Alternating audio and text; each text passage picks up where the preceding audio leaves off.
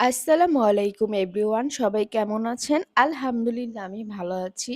Welcome to my daily blog. আপনাদের মাঝে আরেকটি ব্লগ নিয়ে হাজির হয়ে গেলাম। আজকে কি রান্না করলাম সেটা শেয়ার করতে চলে আসলাম আপনাদের কাছে। আজকে রান্না করেছিলাম একটু বড় সাইজের বেলে মাছ। সেগুলোকে টমেটো, পেঁয়াজ দিয়ে দো পেঁয়াজি করেছি, আর আলু বেগুন দিয়ে রুই মাছের ঝোল, আর সাথে পাতলা ডালও কিন্তু ছিল। চলুন রেসিপিতে চলে যাই। প্রথমে বেলে মাছগুলো আমি ভেজে নিয়েছি, কড়কড়া করে ভেজে নিয়েছি। আগেই নুন হলুদ মাখিয়ে রেখেছিলাম, এরপর আমি ভেজে নিলাম। ভাজা শেষ হয়ে গেছে। এখন এখানে আমি আরেকটু তেল অ্যাড করে তাতে পেঁয়াজ কুচি অ্যাড করে দিয়েছি। পেঁয়াজটাকে ভালো করে ভেজে নিব। ভেজে নেওয়ার এক পর্যায়ে বাটা মশলা অ্যাড করে দিলাম, আদা রসুন বাটা ও জিরা বাটা।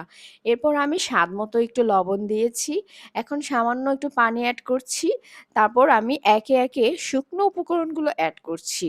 এখানে হলুদের গুঁড়ো, মরিচের গুঁড়ো ও ধনিয়ার গুঁড়ো অ্যাড করলাম। এরপর সমস্ত উপকরণ একসাথে ভালো করে কষিয়ে নিচ্ছি। মাঝে আমি টমেটো কুচি অ্যাড করে দিলাম। এখন সমস্ত উপকরণ কষানো হয়ে আসলে আমি এতে ভাজা মাছগুলো অ্যাড করে দিলাম, আর সাথে পর্যাপ্ত একটু পানিও অ্যাড করে দিলাম। এখন কিছুক্ষণ জাল করব। তারপর ধনিয়া পাতা কুচি দিয়ে তরকারিটা আমি নামিয়ে ফেলেছি। এখন আমি পাশের চুলায় রুই মাছ ভেজে নিচ্ছি।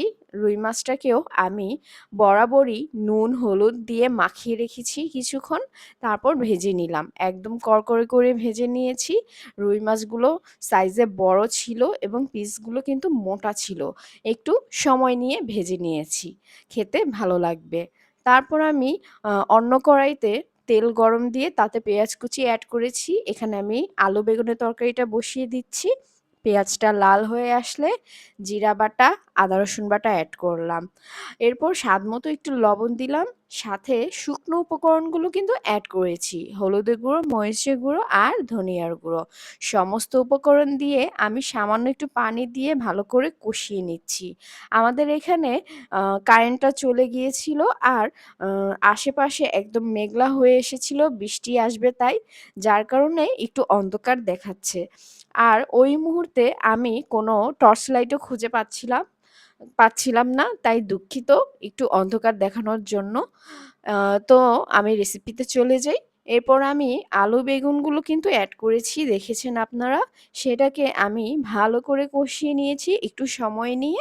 তারপর আমি এখানে পর্যাপ্ত পরিমাণ পানি অ্যাড করছি। যেহেতু তরকারিটা আমি ঝোল রাখবো, তার জন্য একটু বেশি পরিমাণে পানি দিয়েছি, আলু বেগুন যাতে সেদ্ধ হয়। আর আমি আগেই মাছগুলো অ্যাড করে দিলাম।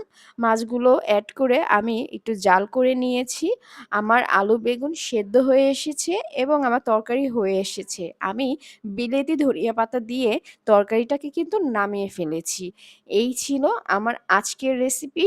এখানে আমি ডালও কিন্তু রান্না করেছিলাম, ভিডিও করতে আমার মনে নেই। তো এই ছিল আমার আজকের রান্নাবান্না। কেমন হলো অবশ্যই সবাই জানাবেন। আমার ভিডিওটি ভালো লাগলে লাইক, কমেন্ট, শেয়ার দিয়ে পাশে থাকবেন। সবাই ভালো থাকবেন, সুস্থ থাকবেন। আবারও অন্য একটি ব্লগ নিয়ে হাজির হব একদিন। আজকে এই পর্যন্ত। সবাইকে আল্লাহ হাফেজ।